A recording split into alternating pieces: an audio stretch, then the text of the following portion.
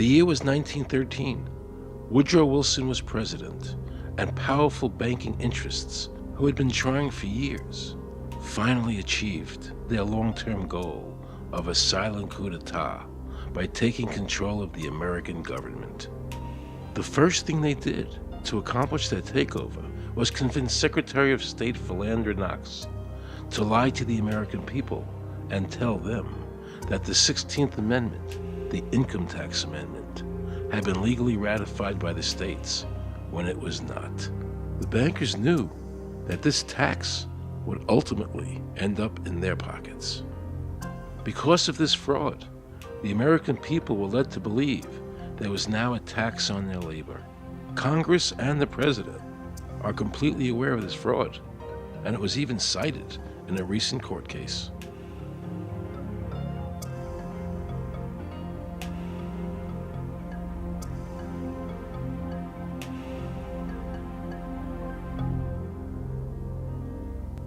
That very same year, the bankers committed their second and by far the most diabolical fraud ever perpetrated on the American people by bribing senators to pass the Federal Reserve Act without the required constitutional amendment. All in favor, say aye. They did this during Christmas vacation, when many senators were home celebrating the holidays with their families. And that's how the unconstitutional Federal Reserve Act came into being. They were very clever, and they understood that whoever issued the money for America would control the government.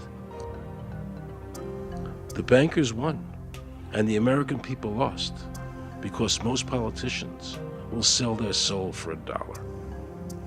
And now the Federal Reserve could issue dollars legally.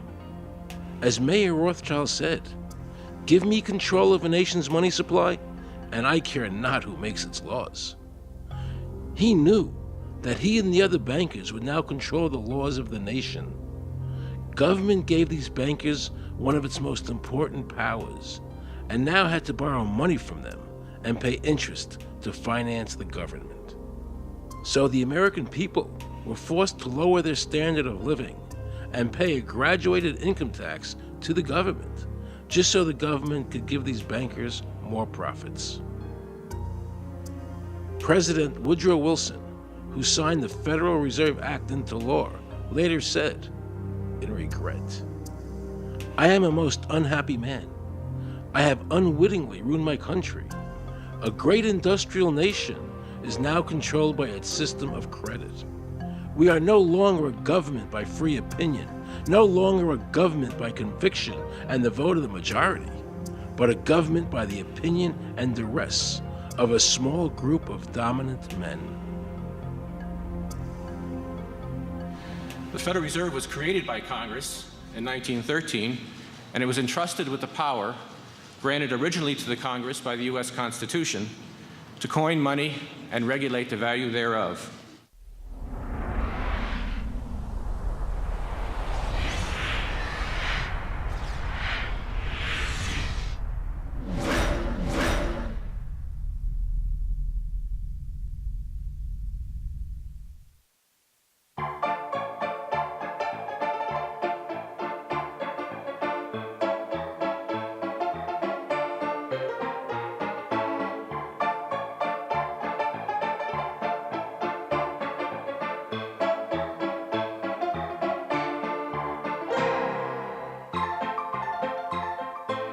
What's your name?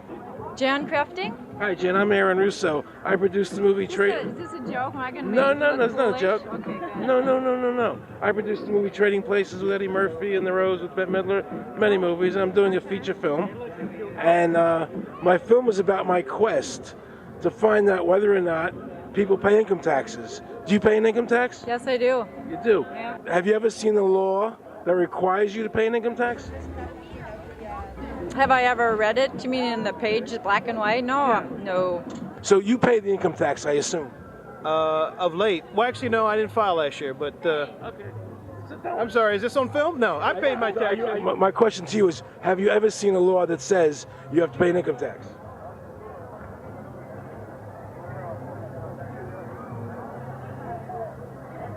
law is that guy that wears that badge and a gun. That's the one that puts you in jail. That's the law. Actually, I can't stand the IRS. They're evil. Do you have any fear of the IRS? Not really, because I'm Canadian. I think it's actually unconstitutional, is what I've heard. Right. But to avoid any hassle, I pay it. If there was no law and I wasn't afraid of them coming and taking me to jail, absolutely, I wouldn't pay taxes. Okay, then no, I wouldn't pay income taxes. It's a no-brainer. You wouldn't pay. I wouldn't pay it. Why would anybody? Because that's what they tell us we must do, else we're bad Americans. Would you pay it? No. Would you pay it?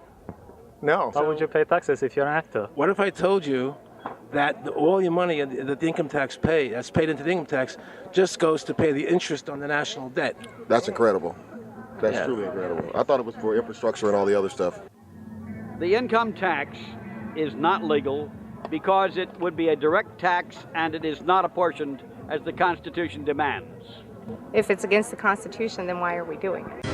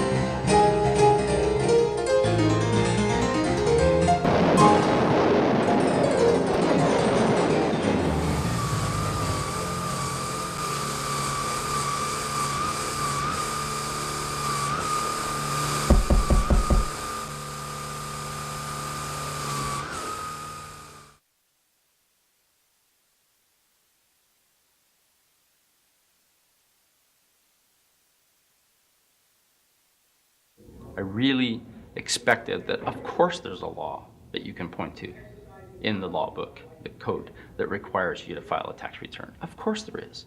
Maybe I don't know what it is right then as he was speaking to me, but sure. So naively, I agreed to go off and research it and get back to him. 3.5 months later, I was at that point where I couldn't find the statute that clearly made a person liable, at least not me and most people I know. And I had no choice in my mind except to resign. I had to leave the IRS because I presented evidence that I had accumulated indicating that the agency was violating the law and violating people's rights. And I asked the agency for a response to my sincere concerns. And the answer I got was that they would not respond to my concerns and that they would provide me with the paperwork necessary to tender my resignation. But We the People Foundation for Constitutional Education put a full-page ad in the USA Today on July 7, 2000. And within the body of that ad was a $50,000 challenge for anyone that could show the law.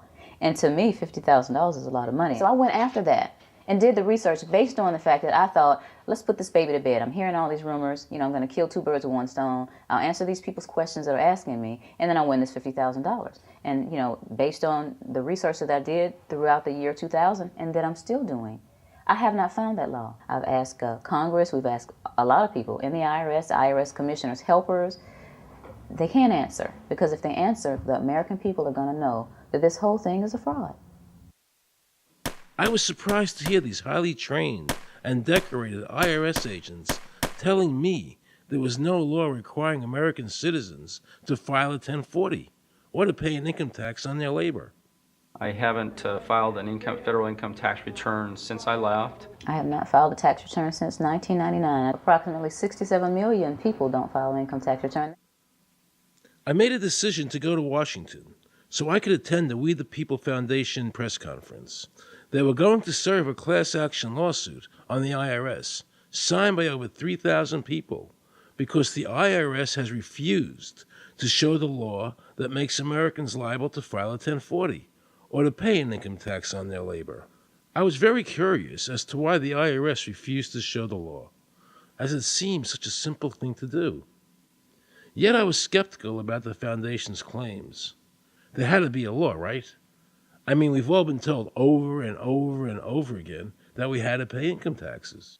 No answers, no taxes. No answers, no taxes. No answers, no taxes. Most people believe that the income tax system is legal and that the revenue from the tax is used in the public interest. However, there is a substantial, conclusive body of evidence that proves that our income tax system represents the most pernicious form of tyranny. It is the greatest hoax ever perpetrated by government against the working men and women of America.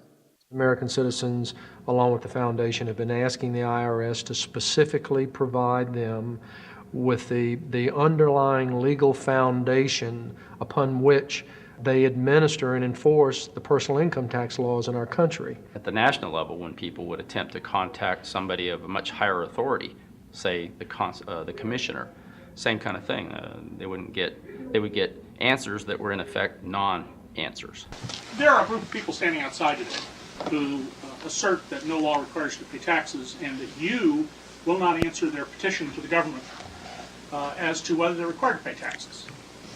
Are they required to pay taxes? I've been paying my taxes ever since I had my first job, and I think it's a fundamental construct of our nation that those of us who expect and demand the services from our government that the government provides, be they the protection of our country through the military, or be they the education of our children, or be they the protection of our environment, that we must pay for those services. So yes, I think there is a fundamental obligation, and that it's an understood and well accepted one.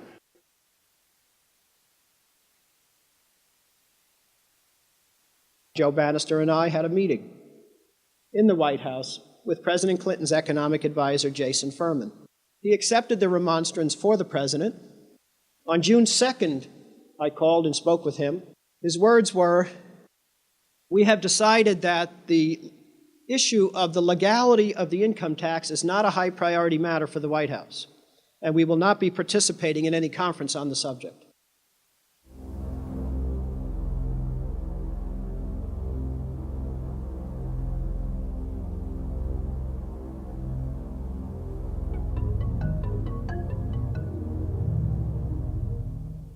I decided not to eat until my death or until the government agreed to send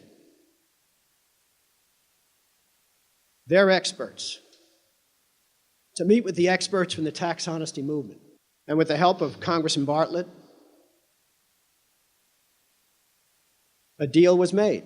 I'm very pleased that through these several trying weeks and now months, that we have secured the agreement of the IRS and the Justice Department, because some of the questions are beyond the purview of IRS, that they will both attend a public symposium where these issues can be formally addressed. Last Thanksgiving, DOJ and IRS notified Congressman Bartlett that they would not participate. Congressman Bartlett then waited until late January. He informed me that he would not be participating. Why do you think you've been able to get away with not paying or filing your income taxes for so long? Well, first of all, I've not gotten away with anything. I'm not hiding from anyone. I'm simply asking the IRS to show me the laws that apparently require me to do these things, and they are suspiciously reticent to answer questions from me. And of course, there are millions of other people, many other organizations who have attempted to get answers. They act very suspiciously when asked to simply sit down at the table with the American people and discuss what their obligations are. Rather than pulling up a chair, they pull out a club.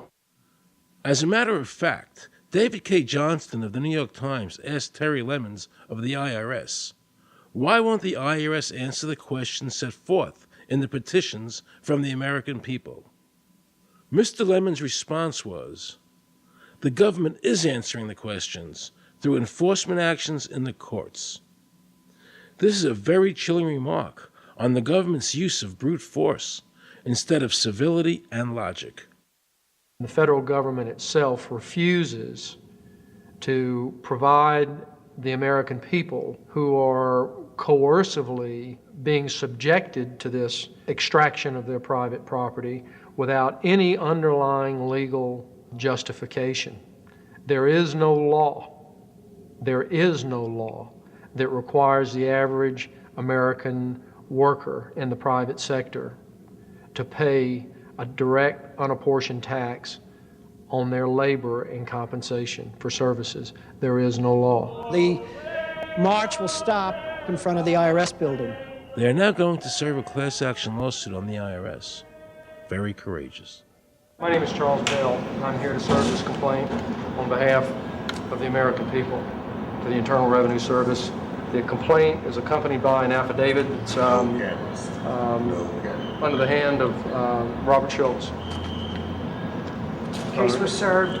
We'll call you with the case number. Case has been filed. We'll call you with the case number. Thank you. Okay, thank you. We appreciate your time. America, baby! Freedom! Today, effectively, the people have said to their servant government that that our rights are not going to be any longer denied, and that we're going to have answers to our petition, our legitimate lawful petitions for redress of grievances, which are guaranteed in the First Amendment to our Constitution. So once and for all, we will get an answer.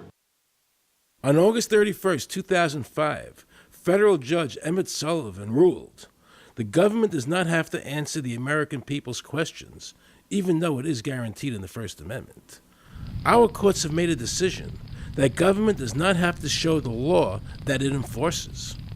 And the press never reported on this.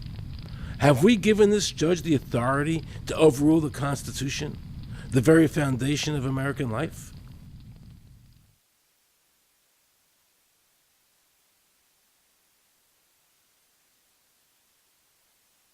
I believe that in both spirit and substance, our tax system has come to be un-American. Death and taxes may be inevitable, but unjust taxes are not. The country's taxes must be fixed, and I know what to do with it. If you think you're paying too much now, just wait till I get through with it. Now, Mr. Hanley, I'd like to ask you something. What does the government do with all the money we give them in taxes?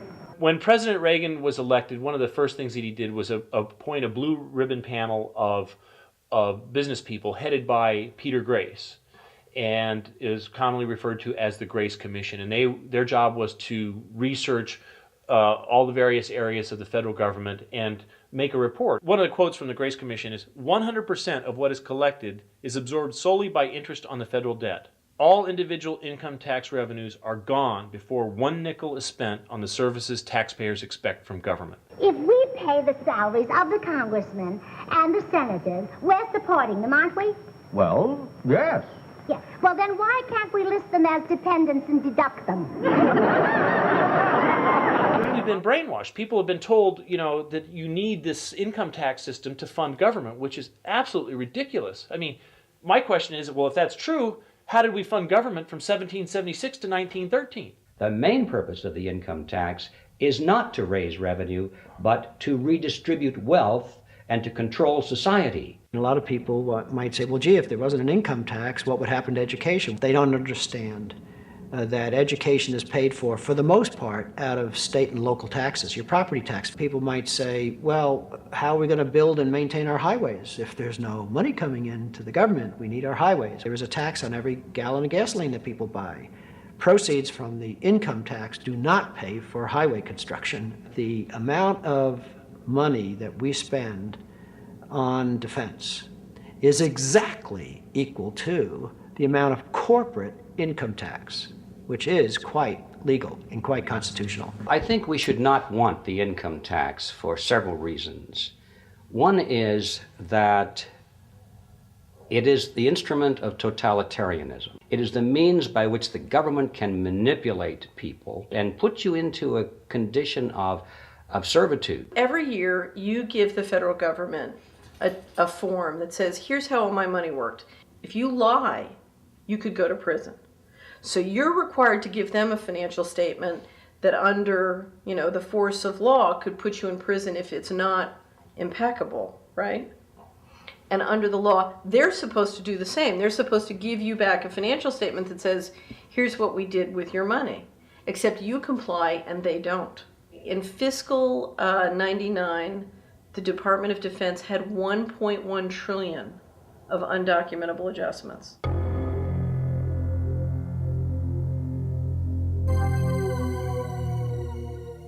The following year, they had 2.3 trillion of undocumentable adjustments. I decided to call the IRS. I spoke to Anthony Burke in Media Relations. He was very nice to me, and I explained to him that I was an award-winning film producer and that I was doing a documentary on the IRS. He seemed a bit stunned by this, then explained to me that Commissioner Everson nor anybody else would go on film to discuss the income tax. But he did say he would call me back. I thanked him for that, but I couldn't help wondering, why was the government making it so difficult for people to see the law? So I decided to bring my crew down to the IRS building to see if I could find some employees to interview. And here's what happened. I said you cannot film here, that's it. Who are you to tell me I can't film here? What's the law? Just tell me where the law is that says that. Can you show me the law that says I can't film here? Is America a free country? I told him they couldn't film here, and he's asking 9 million questions. I told him that's a federal government law. Hey, I told him he couldn't film here. He's telling me he's a citizen and all that. So I told me I couldn't film him. I'm saying, where's the law that says I can't film here? And I'm asking another question, sir. Then Homeland Security showed up, because I was such a threat to Washington. You got a driver's license up? Yeah, I do. Put that away for me. After convincing Homeland Security I really wasn't Osama bin Laden, I kept wishing the IRS would allow me to interview somebody. Why wouldn't they show the law? What were they so nervous about? I began to have a frightening thought. What if it was our own government we had to be afraid of? With that disturbing thought in my mind, I went to see a group of tax experts. You can look through the statutes and look for the law that requires you to pay. And when you do that, you can't identify a law that requires the average person in America who earns a wage and works in private business to pay an income tax. The Constitution allows for two kinds of taxes. They're called direct and indirect. The federal government in the Constitution can tax almost anything, as long as it apportions the tax if it's direct.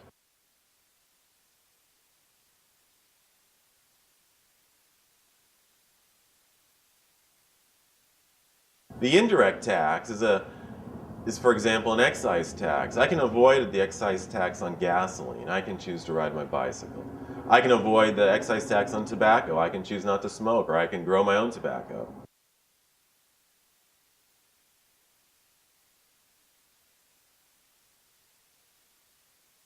The income tax which is being applied now doesn't meet the criteria of either direct or indirect taxes.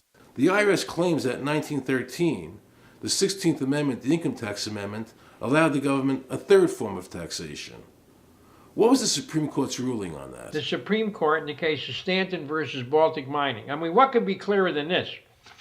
The provisions of the 16th Amendment conferred no new power of taxation. The Rushauer case also said that the 16th Amendment did not impose any new taxes and did not change any of the taxing restrictions of the Constitution. There were also several other major Supreme Court cases in that same period from 1916 up until about 1923. Stratton Independence versus Hobart, Southern Pacific versus Lowe, Bowers versus Curbo Empire, Burnett versus Harmel, Doyle versus Mitchell. It's actually very simple.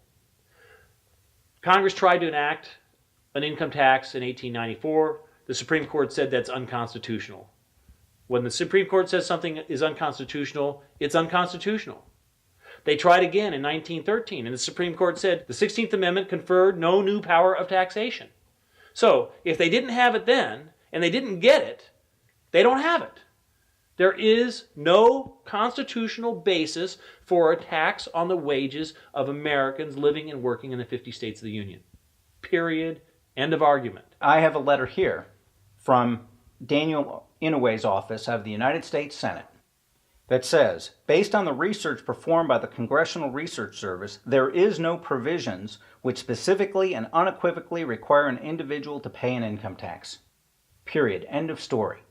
There is no law, and to date, nobody has been able to show that there is a law for the average American citizen working day in and day out to pay an income tax. The definition of income in the Constitution was given in the Eisner versus Macomber case, and it turns on gains or profits that are made from some activity. Doyle versus Mitchell, 247 U.S. 179, 1918. Here's what he said. The idea of gain or increase arising from corporate activities. In other words, it doesn't mean wages, it doesn't mean dividends, it doesn't mean alimony. It means a gain or a profit arising from corporate activity. These liens that are recorded against people by the government for tax liens are nothing more than allegations. They are non-substantive. They have never been determined by a neutral third party, such as a court, to have one shred of validity. If you ever get a notice of an audit or anything else, the first thing you should do is a Freedom of Information Act request for records that they're using to substantiate or justify the audit. There is nothing in the Internal Revenue Code that creates any such thing as an income tax evasion or crime. There's nothing in the code that allows IRS agents to seize property. The government is involved in judicial blackmail. The government knows that if it legally seizes somebody's property, that person doesn't have the funds and he can't even get a lawyer who can help him. I conducted investigations in the Title 18 of the Criminal Code, the U.S. Criminal Code. And in there, the statutes and the regulations are very specific as to what's violating the statute. In the Internal Revenue Code, Title 26, there's nothing specific in there. I mean, even the FBI is feared of the IRS. You have to understand that an agency which will unlawfully impose a tax that doesn't exist is not going to care. If we, the people, don't know what our rights are, they're not going to tell us. If Americans just learned that the IRS was actually knowingly deceiving them, that would be enough for them to rise up and put a stop to it. This small booklet includes the Constitution of the United States, the Bill of Rights, the Declaration of Independence. This is a document that every citizen should read. It's a document which freed an entire nation. This is the Internal Revenue Code, and this document, and the unlawful application of this document by the Internal Revenue Service has enslaved the nation that this document attempted to free. I was very impressed with the people in the tax honesty movement. They weren't kooks. They were highly intelligent, well-researched, and very genuine.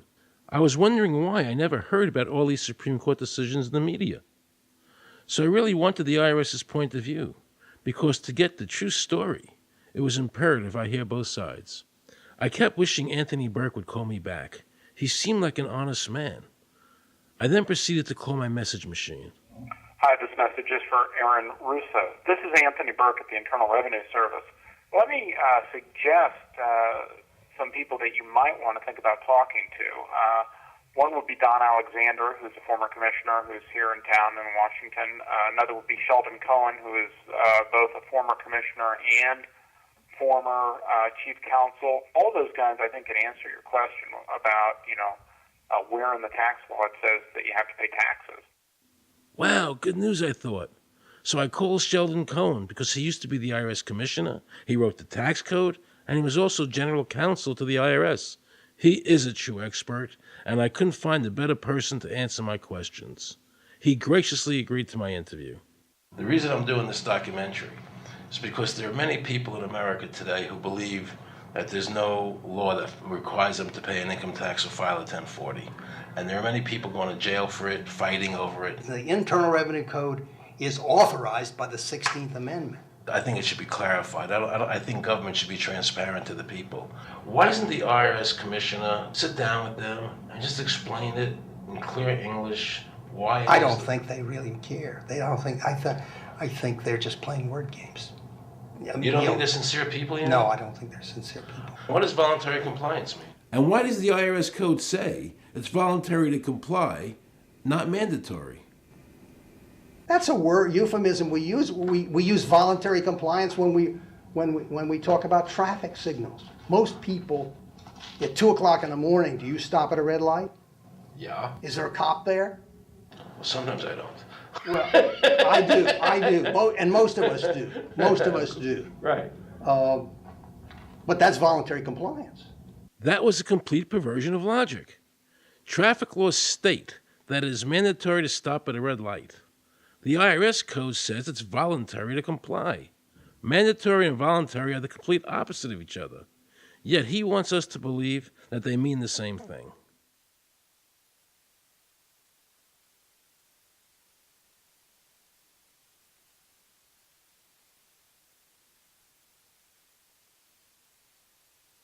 So can the government criminally prosecute somebody of information put on their 1040? Yes. Right, so doesn't that violate the Fifth Amendment? No. But the Fifth Amendment says I don't have to do anything that incriminates myself. Well, it doesn't incriminate you to put your income down. But you said before I could be put in jail for it. The commissioner wants us to believe that although the IRS demands that you fill out the 1040 and you can go to jail for it, that they are not violating your Fifth Amendment rights of self-incrimination. That is absurd. Isn't it true that the word income is not defined anywhere in the Internal Revenue Code?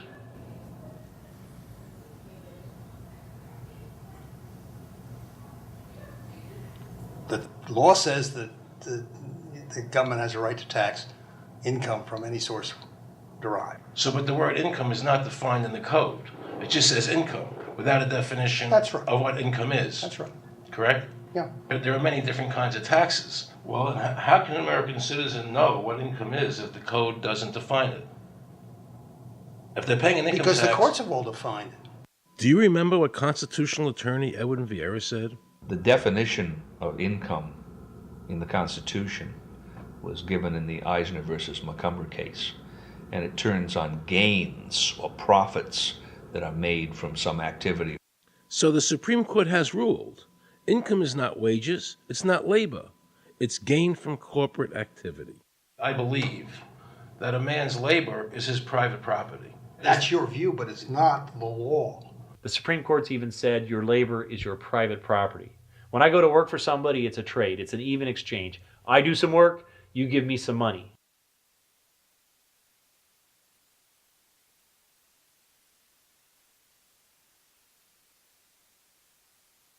In 1916, we had the Bruchaber case and the Stanton case. And the Bruchaber case and the Stanton case said that the 16th Amendment gave the government no new taxing power. I'm not going to argue the niceties of that with you. And it came up again in a case called Peck versus Lowe, where the Supreme Court said the 16th Amendment did not extend Congress's taxing power to any new or accepted subjects. In other words, if you weren't taxable before the 16th, you weren't taxable after the 16th. Today I interviewed a juror, who sat on a case, and they found the person not guilty for lack of filing, And I asked her why they found him not guilty. And she said because the IRS couldn't show us the law that made him liable to file a 1040. All they need to do, if there is a law, is to show us the law, which of course they never did. And the reason they didn't do it was why? Because there is no law. Title 26 requires you to file a return. But doesn't Title 26 have to be in compliance with the Supreme Court decisions? You're going to take a 1920 case and superimpose it on the whole Internal Revenue Code that was written after it? No, that's not. I can't believe what I just heard. Rewind. You're going to take a 1920 case and superimpose it on the whole Internal Revenue Code that was written after it? No, that's not. Remember he said earlier the Internal Revenue Code was authorized by the 16th Amendment? The Internal Revenue Code is authorized by the 16th Amendment. Remember, the Supreme Court said the 16th Amendment did not give the government any new taxing power. These decisions have never been overturned. Let's listen further. Can the lower courts overrule the Supreme Court? No. How are they putting people in jail today for not paying a tax on their labor when the Supreme Court said they don't have to? Doesn't the IRS code have to be in compliance with the Supreme Court? That's my big Aaron, question. this is a waste of time. Well, because whatever I say, you're not going to believe. He's right. I don't believe him. And neither should you.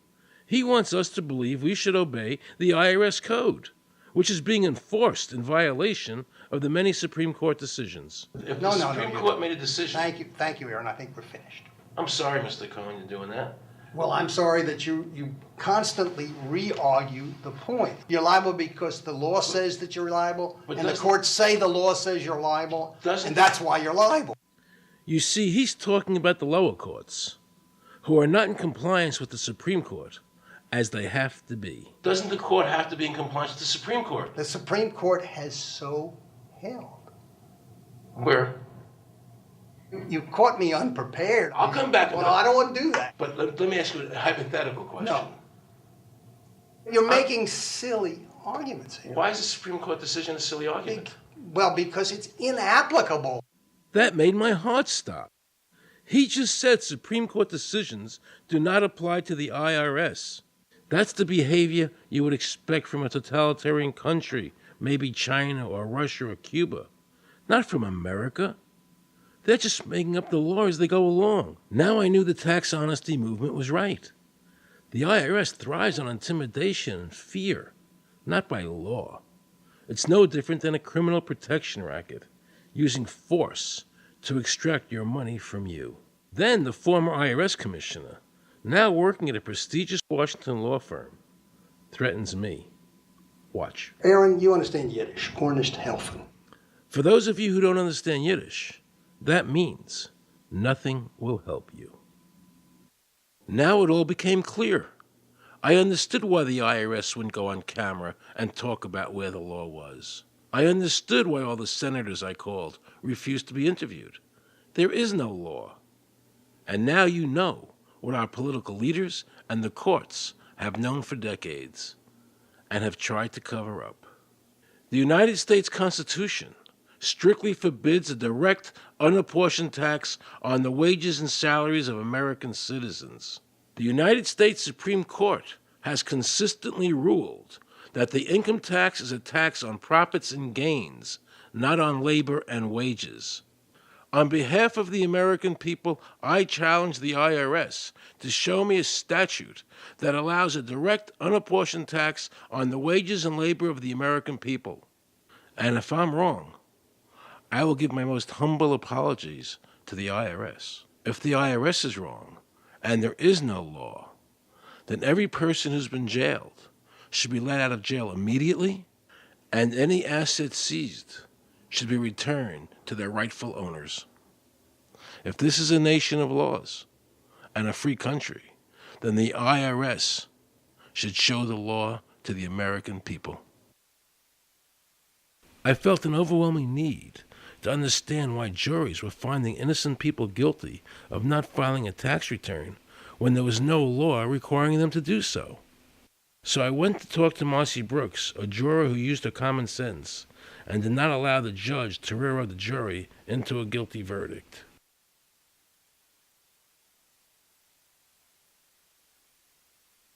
He was being tried for 4 counts of not filing his income tax. Okay. And our question was, well, what is to decide? Either he did or he didn't. It never occurred to us that he might actually be innocent while at the same time not filing.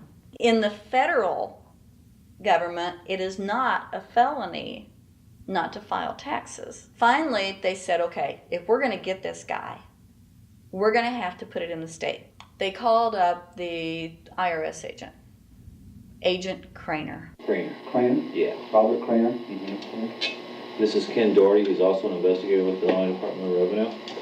This is a request for a copy of the delegation of authority order. Right, and I talked to my boss about that, and he said that my badge is that. Badge is the authority.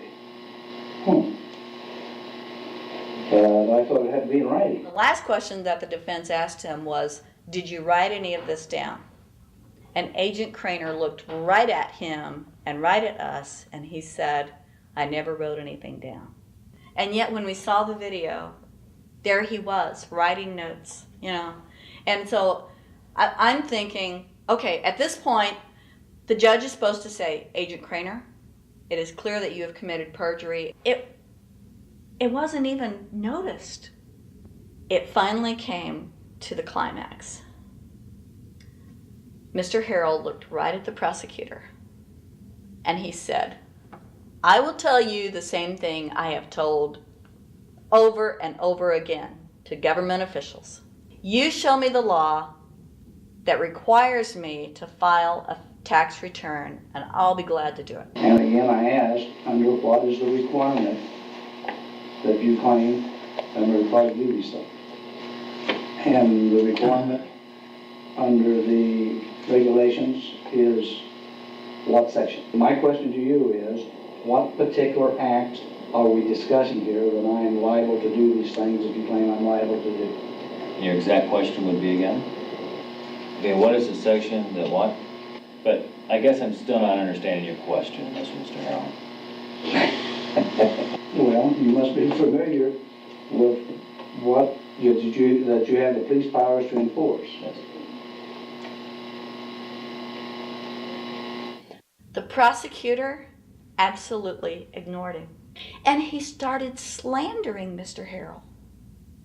Just started attacking his character. They're calling us tax cheats, they're calling us fanatics, they're calling us weirdos. I don't care what you call me, but I have one question. Where is the law? Show me the law. They can't let this turn into a rational debate, because if they do, they lose it. So they have to insult people and say it's frivolous. We felt like that there was an overall arrogance and that they were railroading Mr. Harrell and wanting us to participate. Judge Coogan, he looked right at us and he said, I will instruct the jury according to the law. We were sent to deliberation. The judge promised us that he would give us the law. And we looked and we looked and it was not there. We wrote a note to the judge asking for a copy of the law. 10 minutes later, we get a note back. You have everything you need. But there was no law. And he had promised us. At that point, I felt betrayed. I felt like this man promised us the law, and that's what this whole thing is about, the law. We request it, and he still denies us the law. And the reason they didn't do it was why? Because there is no law. Remember, we're talking about the Illinois state law here, okay, which is a law in Illinois. So we got out that law, and we read it several times, and I said, okay, wait, you know, because they kept saying, but this is a law in Illinois. And I said, look at the beginning of it. It says, anyone required to file a federal income tax return is required to file an Illinois tax return. I said, if it is true that he's not required to file a federal return, then that nullifies the Illinois law. Two people, they kept saying, but he's going to get by with it. And I said, what is he getting by with but his rights? If there is no law, he's not breaking a law. He's just standing on his rights. Are we going to deny him that? That's when this one juror sat back and kind of rolled his eyes and he said, you mean we don't have to pay taxes?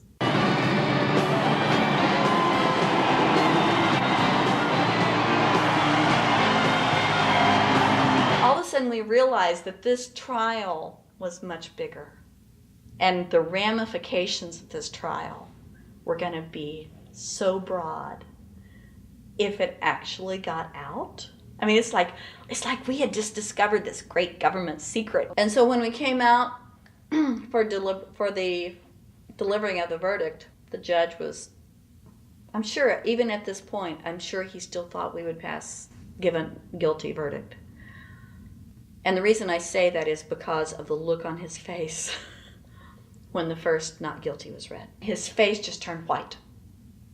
I mean, it's like, I don't believe this. The second time, you could hear people out in the audience, just in the courtroom, just going, wow, and the judge is just getting red in the face. I mean, he was just livid. And the judge got up and left.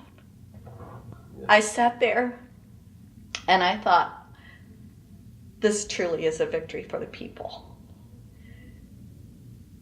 And I have never felt more patriotic.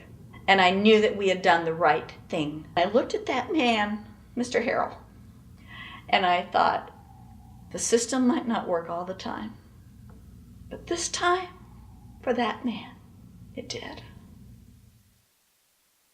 In November 2004, the government arrested former IRS criminal investigator Joe Bannister. They charged him with fraud for telling the American people the truth about the income tax laws. The jury obviously agreed with Joe. Well, it just showed Mr. Bannister to be honest and straightforward and working within the law. Vernice Kuglin, a Federal Express pilot, claimed there was no law requiring Americans to file an income tax. She also won in court. 24 people were criminally charged by the IRS because they claimed there was no law requiring them to file an income tax return. The fact is, neither the judge, nor the prosecutor, nor the IRS could bring that statute in there because it's not in the books. The jury came back with an acquittal for everyone. When the matter is put to the test, which means in terms of court and enforcement action, there is a 100% success rate in shooting down these arguments. The mafia has a code and they follow it, and it's a code of honor. But the IRS has no code of honor.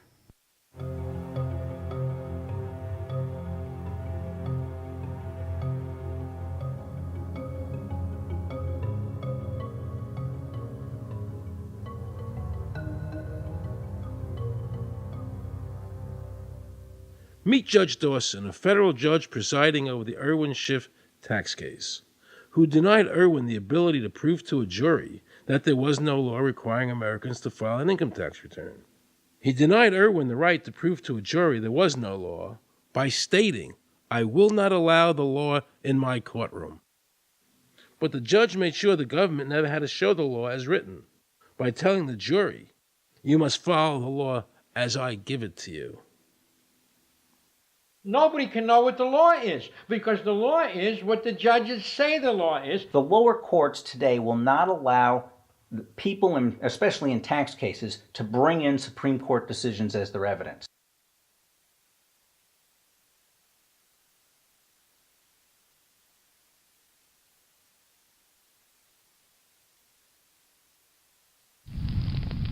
Here we have a federal judge railroading an American citizen by saying Supreme Court decisions are irrelevant.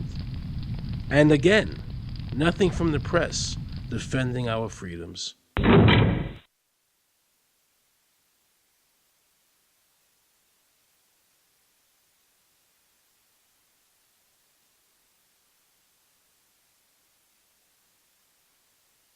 So if you ever find yourself as a juror on a tax case, be sure to ask the judge to show you the statute written by Congress that allows the government to tax the wages of the American people.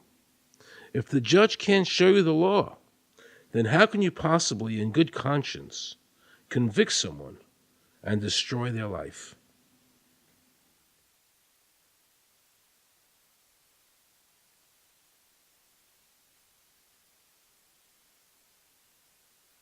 Let's see how the IRS treated one of America's greatest heroes, and someone I cherished as a child. Joe Louis was an American icon. Victorious in his first 27 fights, the Brown Bomber quickly rose to heavyweight champion of the world. His 1938 knockout of German Max Schmeling, who represented Hitler's Aryan ideal, earned him the admiration of millions of Americans. Is watching carefully. Louis measures him right to the body, a left hook to the jaw, and Schmeling is down. The count is high. Right after Pearl Harbor was bombed, Joe had a title fight where he donated his fee to Navy War Relief.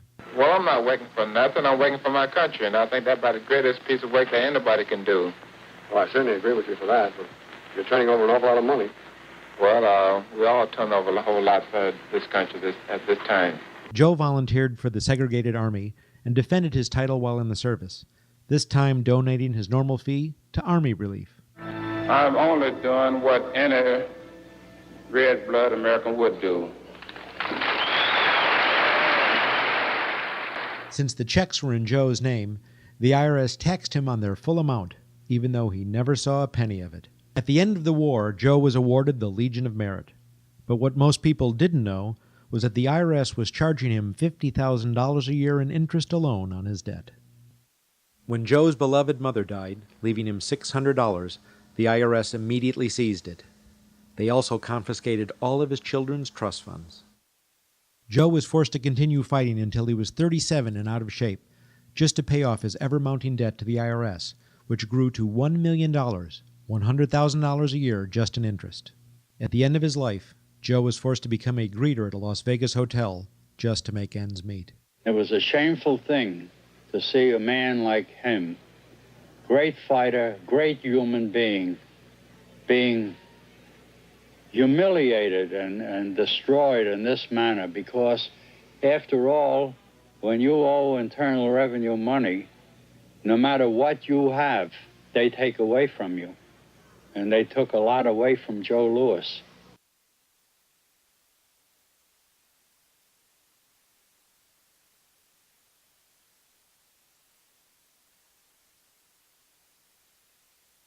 I made a decision to drive to Virginia Beach from Washington because I had heard stories about two law-abiding families who had been brutalized by the IRS. They were falsely accused by their bookkeeper of being drug smugglers and tax cheats. And incredibly to me, without any investigation, the IRS proceeded to raid their place of business and their homes, even though they had done absolutely nothing wrong. On Saturday morning, 4 different raiding parties proceeded to raid 4 locations on a Saturday, the day before Easter. I was the manager on duty, and I was up in the deli, and people came through the door. How many came in the door? Maybe about 15 or 20 people. 15 to 20 Yeah. armed agents. With dogs, with guns. They made me get everybody they went in the kitchen, they went in the deli, they went all over the whole restaurant, told all the customers, took forks out of their hands while they were eating their breakfast, and told them they had to leave. I got the frantic call from Edie, and she said something wrong. So anyway, I jump out of bed and I immediately run to the shower. I'm in the shower, and the next thing I know, I hear my son yelling, "Dad!" I went like this, and boom, I'm slammed against the door and I fall down with a gun in my head. And they're like, "Where's Scotty Miller?" And I'm like, "Dad!" That's all I'm doing is yelling. I'm scared, frightened to death. And then the next thing I hear is Mr. Miller, the shower curtain is jerked back. I got a gun pointing at my head. Hold it right there. The screams from the little girls who were at a pajama party with my daughter. There was 4 little girls there with my daughter. Of course, mayhem. There were about 3 men in my bedroom with huge guns. He followed us and wanted to watch us get dressed, and I tried to shut the door, and he puts his foot in the door, like he's going to sit there and watch us change our clothes. And I was like, "Excuse me, no." My neighbors now are all standing out. Were you still naked? Well, they handed me a towel at that point. I had a towel wrapped around me. Did the towel fit? No, hardly. Hardly. At this point, they were talking about weapons, and I mean, it's crazy. I mean, they're looking everywhere, going through all my drawers, and I reached for my underwear drawer to get some underwear. They said, "Don't touch anything, boom!" And they're locking their guns up. They said, "Hold it right there! Don't move around! Don't move!" I'm going, "Whoa!" I said, "I'd just like to get some underwear on here, you know?" I said, "Yeah, I got women standing here." They keep everything. How did you conduct your business if the IRS took everything?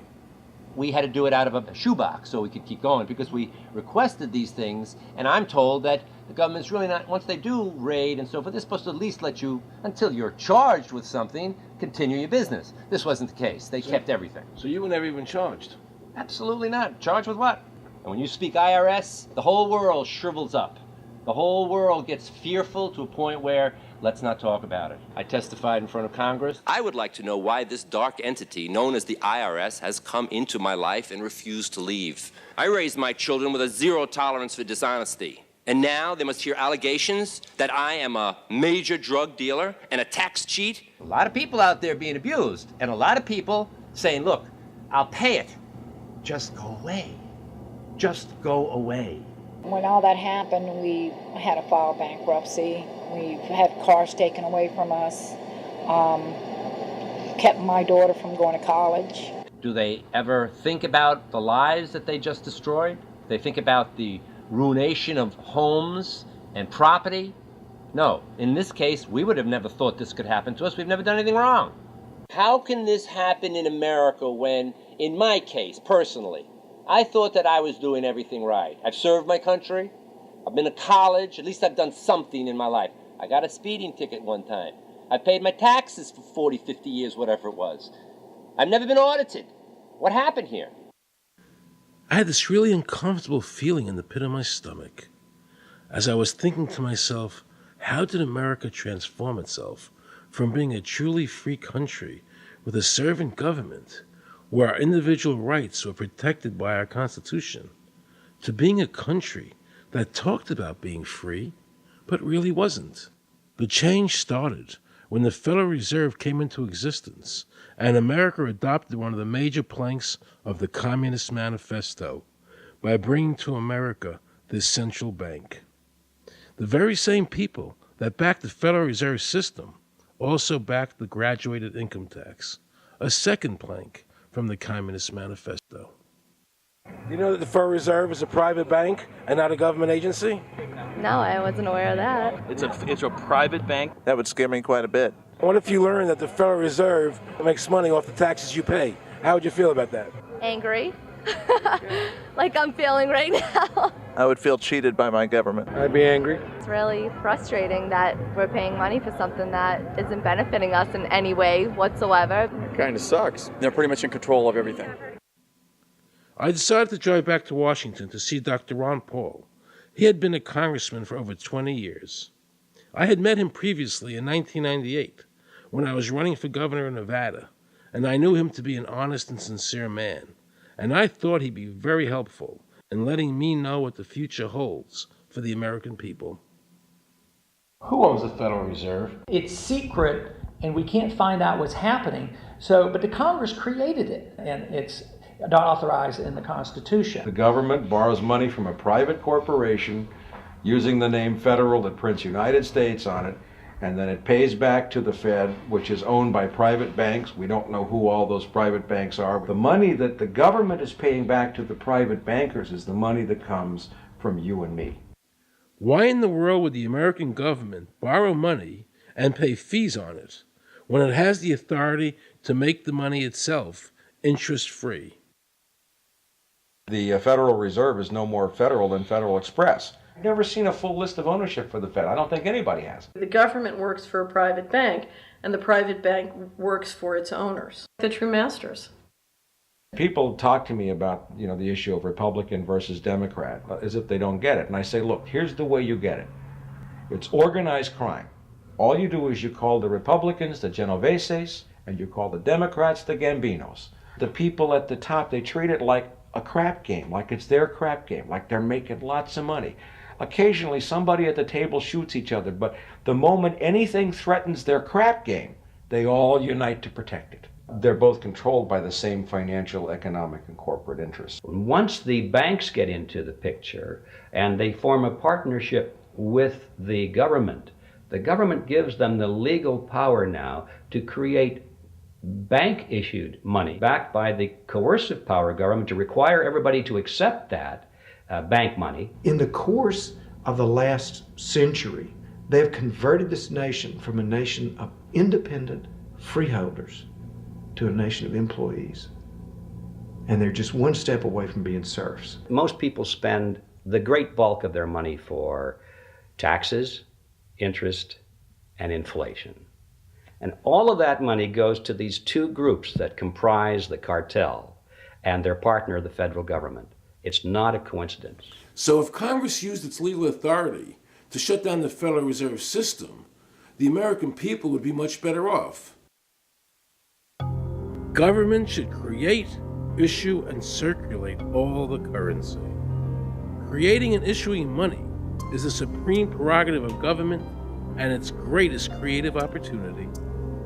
Adopting these principles will save the taxpayers immense sums of interest, and money will cease to be the master and become the servant of humanity.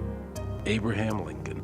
Young people today are conditioned practically from the cradle on up to think that credit is a wonderful thing.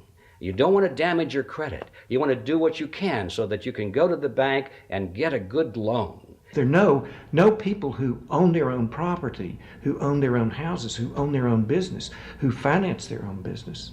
They're only debtors. The average young person today has no concept that he's being drawn into a web, a trap. Like he's in the feudalist system, only he's going to like it. He's going to think, this is wonderful. I got my new red Corvette and I'm in debt for the rest of my life, but I'm looking good. A decision was made. Let's get all the debt up, let's move the jobs abroad, and instead of re-engineering your skills, we're going to dumb down America, and so the middle class will disappear. Really what most of the people in this country have become is food for the debt machine.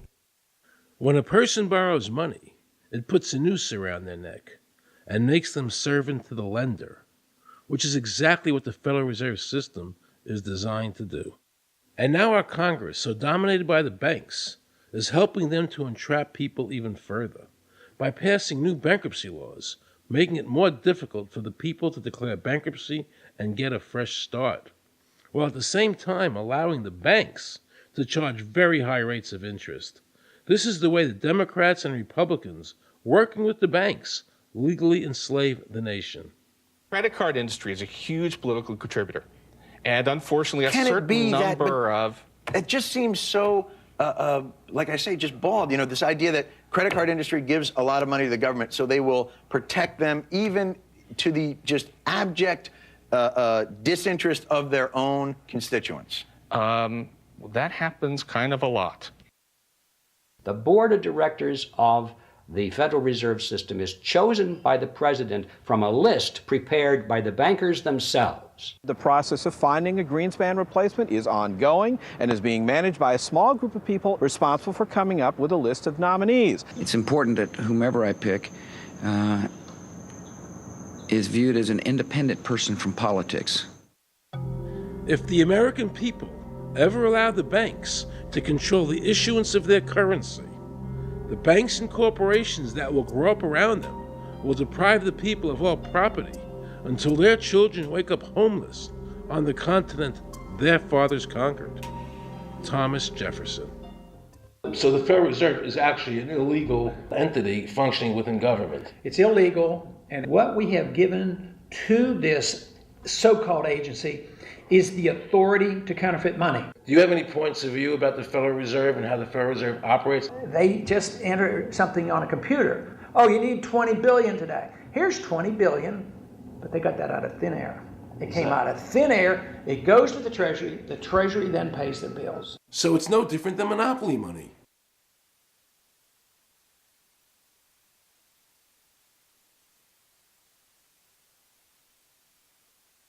The cost of living is so high today because the Federal Reserve and the federal government have destroyed the purchasing power of the dollar. The dollar today is actually worth about 4 cents, despite the fact that the government, the Federal Reserve, and the media keep telling us that they're protecting the value of the dollar. This is a lie. All countries who have ever attempted to create money on thin air, the currency is eventually destroyed. Why did we give a monopoly of creating money out of thin air to a private corporation? The result is exactly the same as if someone were picking your pocket every year, because that's exactly what they're doing. Originally, paper was a receipt which is used as evidence that the money exists. Over the years, of course, the government has disconnected the paper from the actual tangible substance, which is money. So now we have a piece of paper which is evidence of nothing. In the past, people were able to take their receipts, the paper, to the bank and get the real money, the gold, in exchange for the receipt. This limited the amount of money that could be printed, thereby protecting the purchasing power of your savings. You don't have to worry. That's good because I work 3 jobs and I feel like I contribute. You work 3 jobs. 3 jobs, yes. Uniquely American, isn't it? I mean, that is fantastic. In the absence of the gold standard, there is no way to protect savings from confiscation through inflation. There is no safe store of value. Gold stands as a protector of property rights. Alan Greenspan, before he went to work for the Federal Reserve System. Now Alan Greenspan and the other central bankers want you to believe that the receipt, the paper, is the real money. This is nothing more than sleight of hand. It's a magician's trick. Because for them to maintain control over the government and the people, they have to convince you that this paper is really money, because that is the essence of their power and our powerlessness to maintain control over our own government.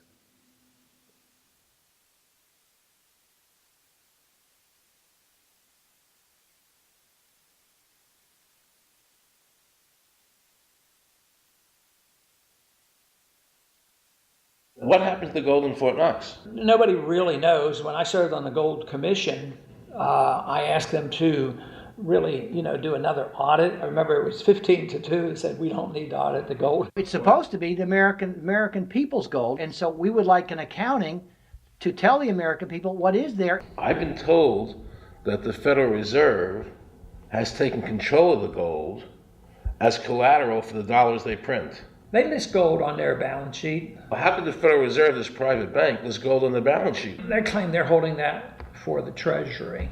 So that puts private bankers in control of the American gold. They could have taken all of America's wealth. That's a possibility. Shouldn't the Congress stand up and say, where is the American people's gold? They're not audited. They control the money of America, and it's not audited? There is no audit.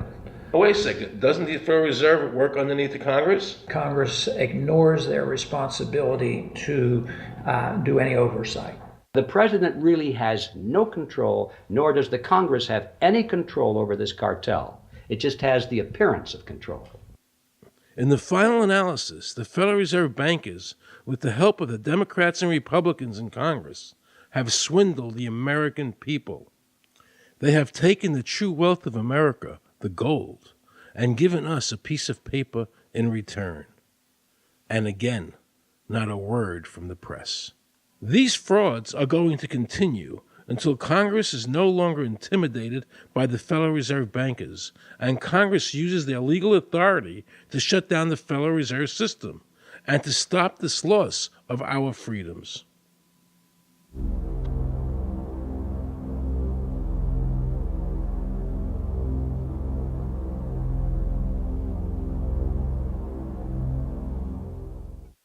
Is there a law that requires people to file a 1040? Not explicitly, but it's certainly implied. Well, implied by force. Yeah. But is there a law? I can't cite a law, no, I cannot. But, if they think it's the law and they have all the guns, it's an authoritarian approach. Well, yeah, but that's authoritarianism. Yeah. That's not a country run by law. Do you think America is going deeper and deeper into becoming a police state? And if so, in what ways do you see that as a congressman? Yeah, I think we're moving in that direction because there's not much we can do without permission. The absence of a police state is that people are free, and if you don't commit crimes, you can do what you want. But today, you can't open up a business, you can't develop land, you can hardly do anything. You can't go to the bank, you can't go to the doctor without the government knowing what you're doing. And they talk about medical privacy, that's gone. Financial privacy, that's gone. The right to own property, that's essentially gone. So you have to get permission from the government from almost everything. And if that is the definition of a police state, that you can't do anything unless the government gives you permission, we're well on our way. This is something that people eventually, I hope, will get sick and tired of and say, enough is enough. I sincerely believe the banking institutions having the issuing power of money are more dangerous to liberty than standing armies. Thomas Jefferson. You must understand the Federal Reserve is a cartel made up of the major banks in America, and they are the ones that are running the show, not the federal government. The powers that be behind the system, the financial interests, are able to exercise a disproportionate amount of influence on not only the economic structure of the country, but the political structure.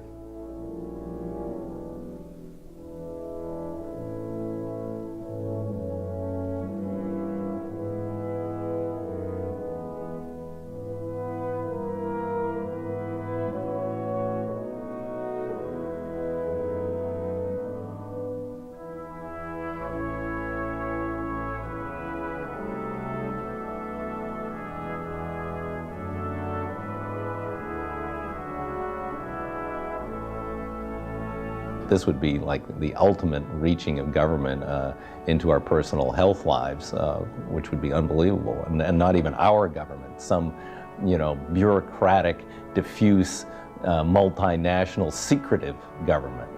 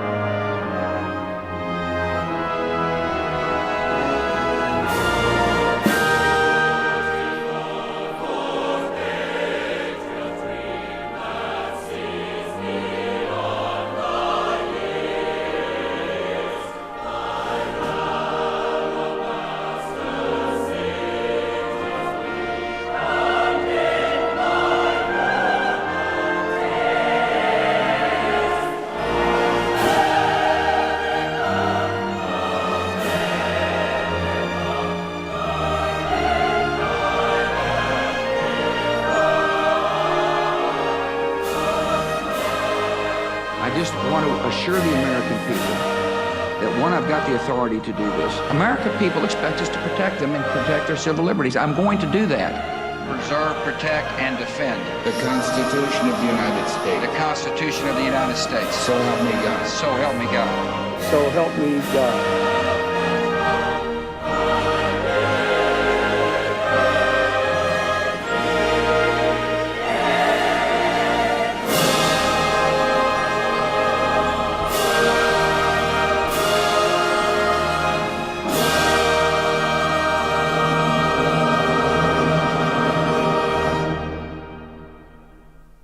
What happens if your own government is using more force and more coercion on its own citizens for the purpose of achieving its political ends? Is that government engaged in terrorism? Now let's watch the government add insult to injury to the people of New Orleans. No one will be able to be armed. We will take all weapons. That happened today in this wealthy neighborhood where homeowners had armed themselves to protect their mansions.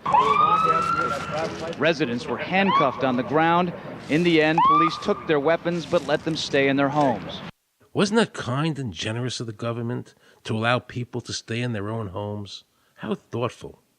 Of course, they couldn't defend themselves from looters. For many of the police and guard troops, it is an uncomfortable job to do this in an American city.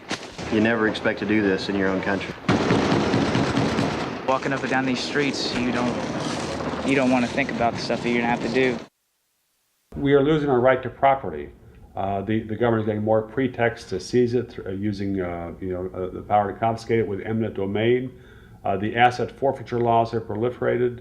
It's easier for the prosecutors to come in and make an accusation against you and confiscate your property even though they have no evidence that you've done anything wrong. Guilt or innocence doesn't really matter that much because it's very convenient for the government. Unfortunately, what is being sold to the American people today as Americanism, if you peel off the label, you find so much similarity to what we were fighting against when we were fighting communism and Nazism and fascism. The government's now putting a national ID card together and they want checkpoints. We will be carrying our papers, and they have recommended there'll be checkpoints throughout the country. Isn't that what Nazi Germany did that everybody in America was against? Checkpoints, proof.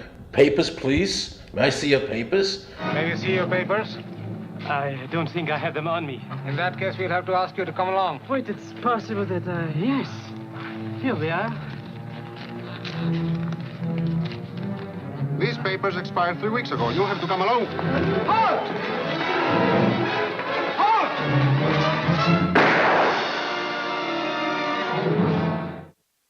In the new legislation, the national ID card is in it. It takes 3 or 4 pages to describe, and it will be connected with our driver's licenses.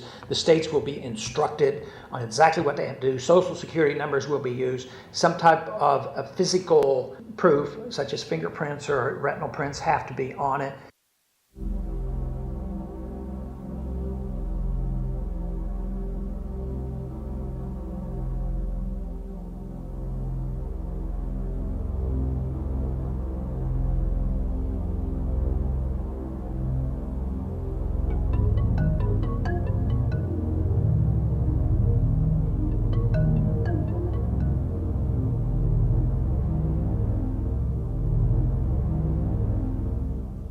It is time to wake up, America. These ID cards are not about defeating terrorism, but they are all about controlling the American people. I arranged an interview with Catherine Albrecht, a leading authority on the RFID chip. Her book entitled Spy Chips is the definitive book on this subject. I wanted to find out just how dangerous these chips are to our liberties. RFID is a technology that uses tiny computer chips the size of a grain of sand or even smaller, hooked up to miniature antennas to transmit information about items at a distance. Back in 1999, Procter & Gamble, Gillette, and MIT got together to find a way to commercialize this technology and make it small enough, make it efficient enough, and make it low cost enough to, essentially, their dream is to put one of these tiny computer chips on every physical item manufactured on planet Earth. The latest technology for identifying people at the point of sale, for identifying people when they make purchases, is actually the implantable chip that you can actually embed directly into human flesh. It's a tiny glass capsule about the size of a grain of rice. It contains an RFID computer chip with a coiled antenna, and it can transmit information also at a distance.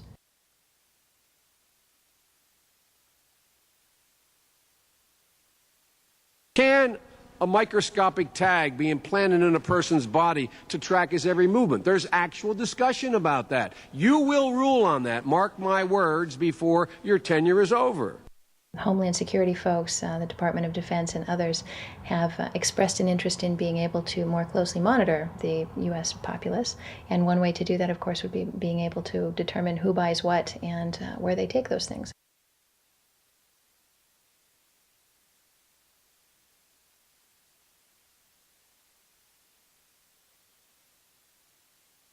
Radio waves can travel through walls, they can travel through wood, they can travel through the things we normally rely on to protect our privacy.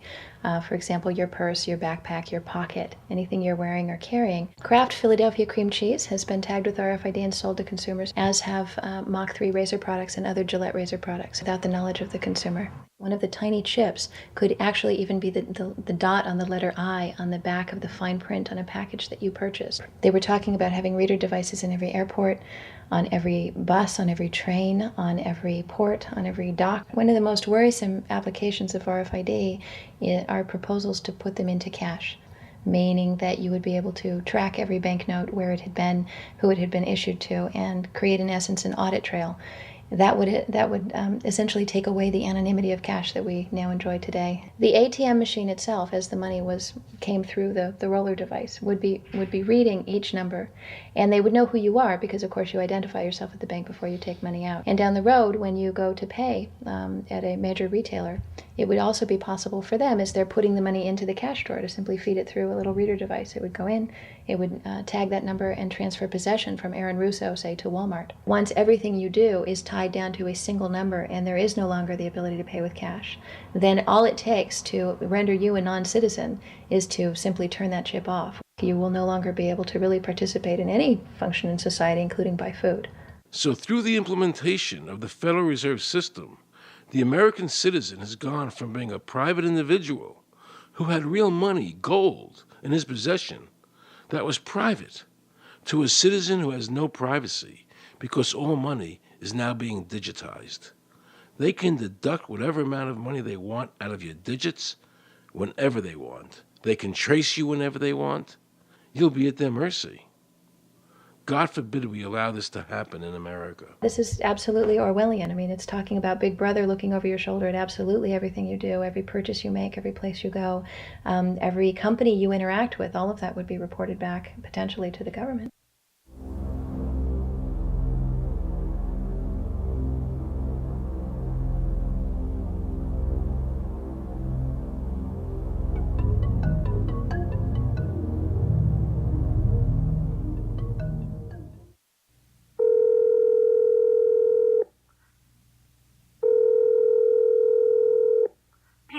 Guaranteed hot in 30 minutes or it's free. This is Mary. May I take your order? Hi, Mary.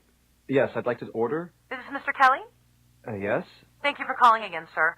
I show your national identification number is 610-204-999-8-45-54610. Is that correct? Yes. Thank you, Mr. Kelly. I see you live at 736 Montrose Court, but you're calling from your cell phone. Are you at home? I'm just leaving work, but I'm... Oh, we can deliver to Bob's Auto Supply. That's at 175 Lincoln Avenue, yes? No, I'm on my way home. How do you know all this stuff? We just got wired into the system, sir. Oh, well, I'd like to order a couple of your double meat special pizzas. Sure thing. There'll be a new $20 charge for those, sir. What do you mean? Sir, the system shows me that your medical records indicate that you have high blood pressure and extremely high cholesterol. Luckily, we have a new agreement with your national health care provider that allows us to sell you double meat pies as long as you agree to waive all future claims of liability. What? Do you agree, sir? You can sign the form when we deliver, but there is a charge for processing. The total is $67 even. $67? Well, that includes the delivery surcharge of $15 to cover the added risk to our driver of traveling through an orange zone. I live in an orange zone? Now you do.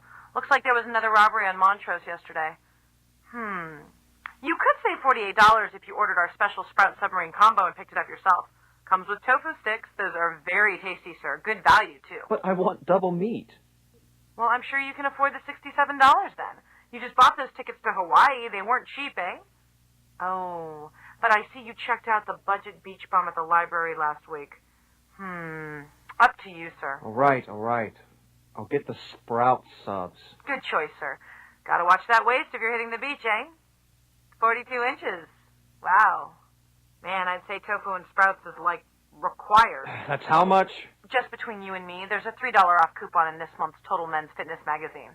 Your wife Betty subscribes to that, right? Anyhow, clip that and it's $19.99 even. Whoa, looks like you maxed out on all your credit cards. Bring cash, okay? Have we become so controlled and so ignorant about our rights that big institutions and big government can do whatever they want with us, even without our approval? I knew for certain the Founding Fathers would resist to the death what is happening in America today. And I, for one, will not accept a national ID card. And if nobody accepts a national ID card, and nobody can board a plane without one, then let the airlines go bankrupt. And if you can't open a bank account in a big money center bank, then open an account in a small local bank. And if we can't walk into a federal building, I personally would consider that a blessing. Don't allow these institutions to dictate to us how we conduct our lives. This is America, and we have free choice. We, the people, have all the power, not the government. Government gets its power from us, not the other way around. Think of all the men and women who died in all our wars, fighting for freedom, not Federal Reserve bankers. Do you think they sacrificed their lives so that Americans can be chipped like a dog? So we could all have a homing device inside us? No. This ID card is the last step before they implant us. And that's precisely the reason nobody should accept one. And you know what they're going to do? They're going to call on the propaganda machine, the media, and try and sell this as if it were in everybody's best interest. We're working on a product that we have called internally a PLD. PLD stands for Personal Locating Device, which is an implantable GPS for which our company owns a patent. The hybrid of the two of these products, being Digital Angel and Verichip, is what we call PLD. PLD should be in prototype form by the end of this year, by December of 2002, and we are already working with the Food and Drug Administration as well as legislative agencies with these products and ultimately with the PLD.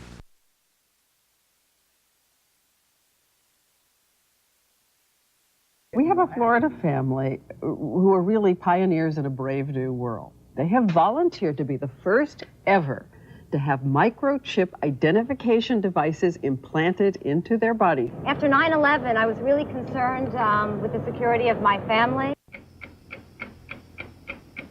I wouldn't mind having something planted permanently in my arm that would identify me. Talk about identification papers. Watch what happens to a woman in Florida whose license was suspended. Get out of the car or I'm going to tase you. The next street off the Seacrest.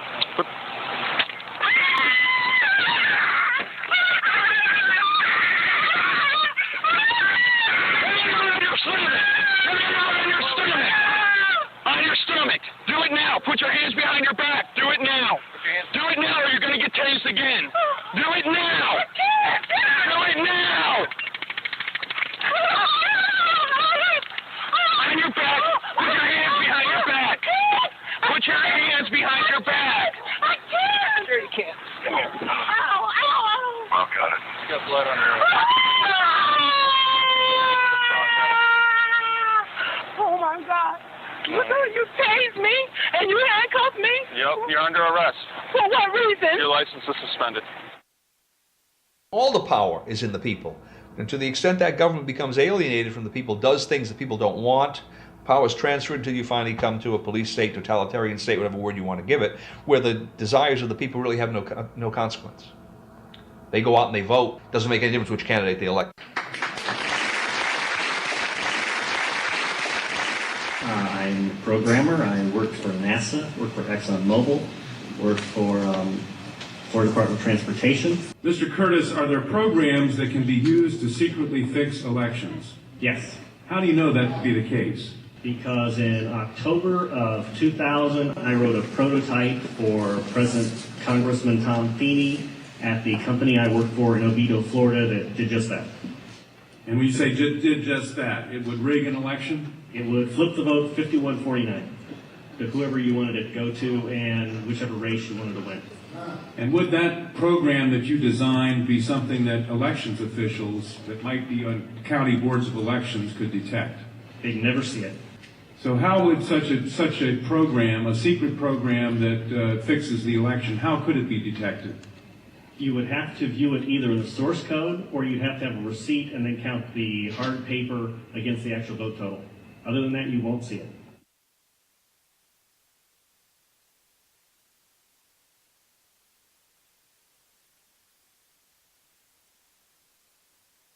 Given the availability of such vote rigging software and the testimony that has been given under oath of substantial statistical anomalies and gross differences between exit polling data and the actual tabulated results, do you have an opinion whether or not the Ohio election, presidential election, was hacked?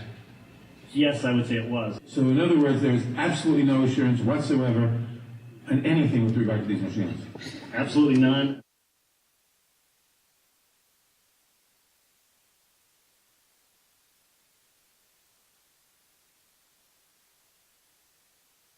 Anybody who trusts electronic voting machines should have their head examined.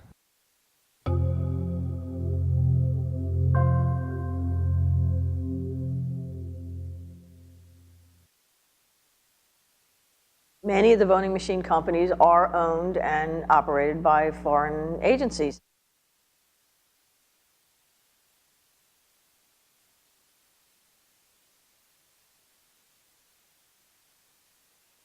Now we can see a new world coming into view. A world in which there is the very real prospect of a new world order.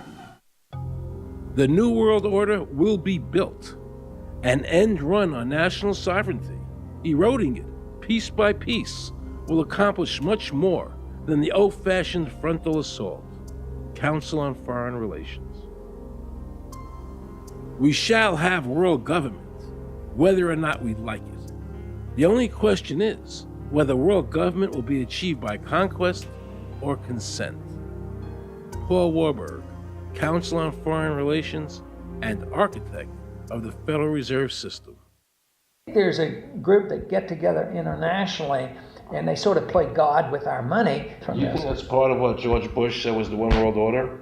They can't have a new world order only with a world police, military. Right. I think the financial system ultimately is even more important than the guns.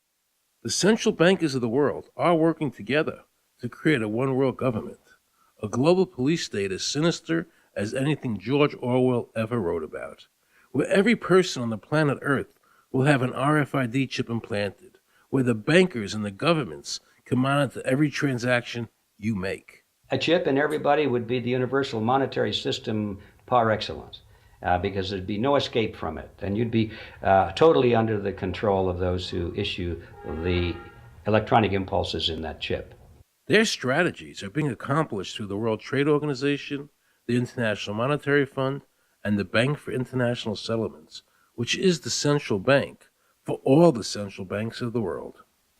Most people don't have a clue that these unelected private bankers actually control the governments of the world. They have financed and profited from every war since World War I without concern for humanity. The war in Iraq is an attempt by the Federal Reserve and their partner, the Bank of England, to control the Middle East and to make it a part of the New World Order. To defend the New World Order, U.S. soldiers will have to kill and die. Arthur Schlesinger, Counselor on Foreign Relations. Military men are just dumb, stupid animals to be used as pawns in foreign policy. Henry Kissinger, Council on Foreign Relations.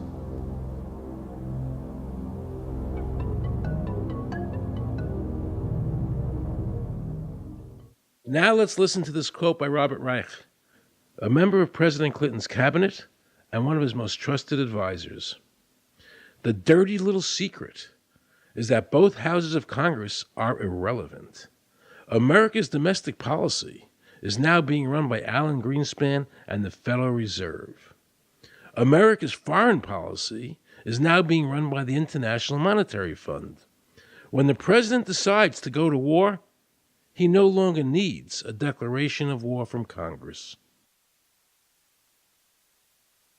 Dr. Carroll Quigley, professor from Georgetown University, who was also President Clinton's mentor, said in his book, Tragedy and Hope, the powers of financial capitalism had a far-reaching aim, nothing less than to create a world system of financial control in private hands, able to dominate the political system of each country and the economy of the world as a whole. And then President Clinton's Deputy Secretary of State, Strobe Talbot, said, in the next century, nations as we know it will be obsolete. All states will recognize a single global authority. All these supposed free trade agreements, NAFTA, GATT, CAFTA, are truly nothing more than the governments of the world and the central banks working together to create a one-world government. They are not free trade. These treaties are government-managed trade, and they are destroying the American worker. Through these treaties, the bankers are actually beginning to control the laws of the world. The fact is that this relationship between the bankers, the government, and the huge multinational corporations is the very reason why the government no longer enforces its immigration laws. The bankers want a one-world government without borders, and the American government is obeying them. If the government was so worried about terrorism, why are they leaving the borders open? But at the same time, telling American citizens they need an ID card with an RFID chip.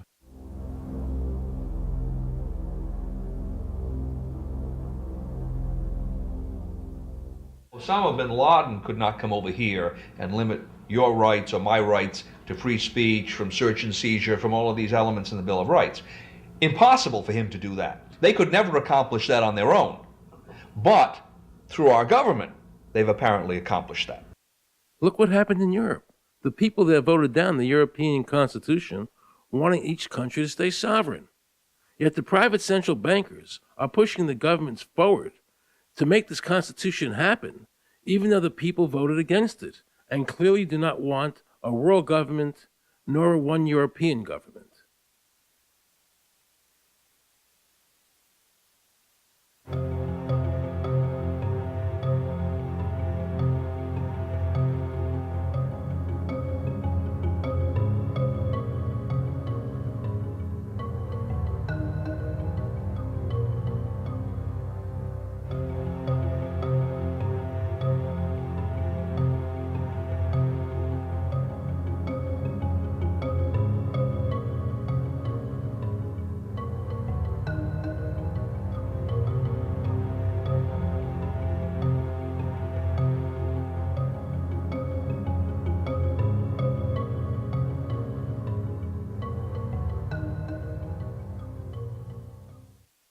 Now pay close attention to this quote by David Rockefeller, and you'll understand what is happening in the world today and where the American people are heading as a nation. We are grateful to the Washington Post, the New York Times, Time Magazine, and other great publications whose directors have attended our meetings and respected their promises of discretion for almost 40 years. It would have been impossible for us to develop our plan for the world if we had been subjected to the lights of publicity during those years. But now, the world is more sophisticated and prepared to march towards a world government. The supranational sovereignty of an intellectual elite and world bankers is surely preferable to the national autodetermination practiced in past centuries. David Rockefeller, a member of the Council on Foreign Relations, actually believes that we would be better off if he and his bank of friends ran the world.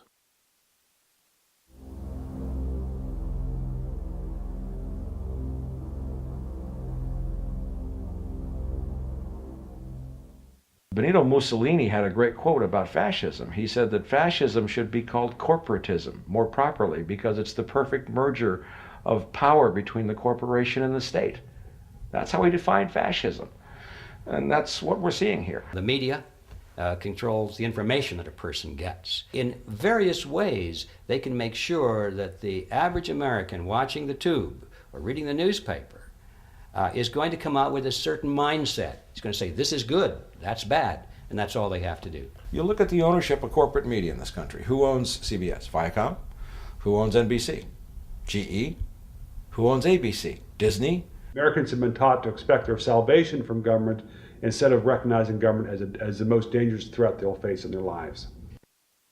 And the United States putting together a constitution now for Iraq. You know, why don't we just give them ours? I mean, think about it. It served us well for over 200 years, and we don't appear to be using it anymore, so what the hell?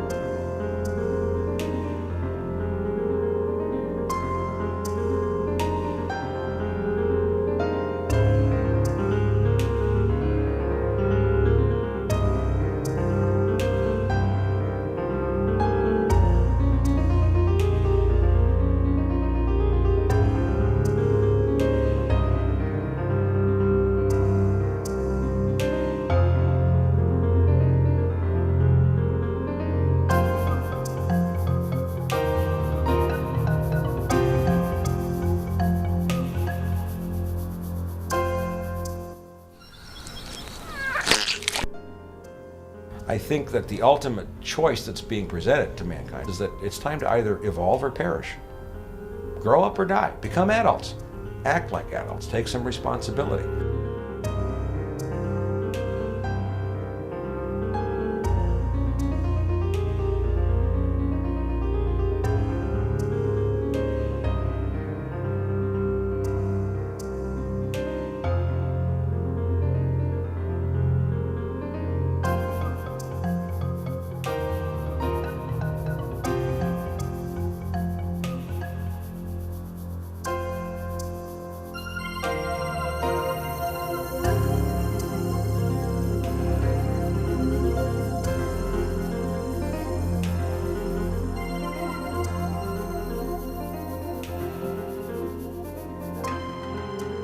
I like the old idea where you could do what you thought you could do and what you wanted to do as long as you didn't hurt other people.